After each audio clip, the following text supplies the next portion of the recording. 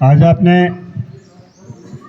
विद्यालय के परिसर में हमारे योगा प्रशिक्षक ऋषिकांत जी के निर्देशन में योग शिविर को संपन्न किया।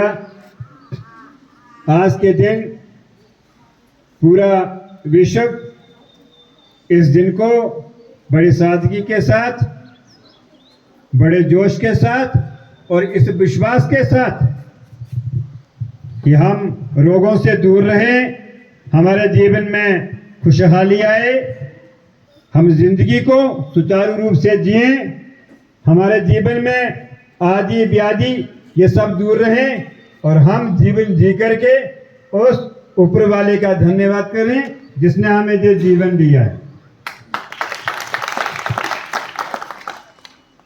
बाकी तो बहुत सारे जीवन मिलते हैं, पशुओं में भी हैं, पक्षियों में भी हैं, जीव जंतुओं में भी हैं, मगर इंसान का जीवन पाने के लिए हर प्राणी तरसता है। हम मानव जीवन में आ गए और मानव जीवन में आकर के अगर आपका जन्म भारत की पुण्य धरती पे हुआ तो ये आपके लिए बड़ी सौभाग्य की बात है।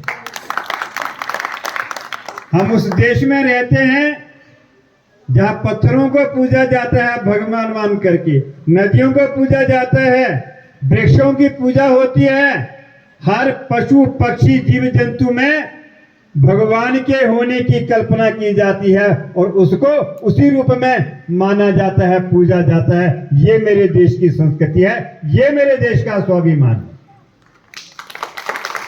भगवान कृष्ण ने गीता में कहा है कि योग कर्म सुकौशलम, योग हमें कर्मों में कुशल बनाता है।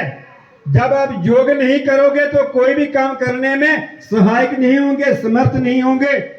योगा चित्त वृत्ति निरोधा, योग हमारी चित्त की मन की वृत्तियों को, परेशानियों को दूर करता है। जब तक हम योग नहीं करेंगे हमारा शरीर, हमारा जीवन खुशहाल नहीं होगा। समत्वम योग उच्चते, योग क्या है? हर चीज को बैलेंस बनाता है। आपका बीपी ठीक रखता है, आपकी शुगर ठीक रखता है, आपकी आंखों की रोशनी ठीक रखता है, आपकी पाचन शक्ति ठीक रखता है, आपकी मेरु ऊर्जा ठीक रहती है, आपकी नासिका तंत्र प्रणाली जो है वो ठीक रहती है। तो हर जीवन के पूरी बॉडी के बैलेंस को जो ठीक रखता है वही तो योग है। तो किसी ने कहा कि करो योग रहो निरोग। तो आज मैंने नहीं, मेरे पूरे विद्यालय ने, पूरी बलेसा ने, पूरे डोडा डिस्ट्रिक्ट ने, पूरे जम्मू कश्मीर ने, पूरे भारत में और पूरे विश्व ने योग दिवस मना करके अपने आप को निहाल किया है, धन्य किया है। इसके लिए मैं हमारे देश के प्रधानमंत्री माननीय नरेंद्र मोदी जी को धन्यवाद देता हूं और नमन करता हूं उस पर्सनैलिटी को जिसके मन में एक कल्पना जागी, जिसके मन में ये भावना जागी कि क्यों ना इस योग को भारत ही नहीं बनाए अपितु पूरा विश्व बनाए, ताकि हमारी जो संकल्पना है कि सर्वे भवन्तु सुखिनः, सर्वे सन्तु निरामया, सर्वे भद्राणि पश्यन्तु, मां कश्चित् दुख भाग भवे।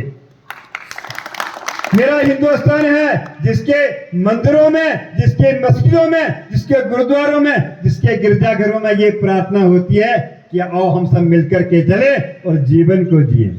हमारी आशा ये है कि हम मंदिर की घंटियों को भी सुनते हैं, हम मस्जिदों की अजानों को भी सुनते हैं, हम गिरजाघर की प्रार्थनाओं को भी सुनते हैं और अच्छी बात है कि हम गुरुद्वारों का कीर्तन भी सुनते हैं और सुन करके एकता के साथ रहते हैं। यही तो भारतवर्ष की एक महानता है। कुछ बात है कि हस्ती मिटती नहीं हमारी, सदियों रहा है दुश्मन दोरे जहां।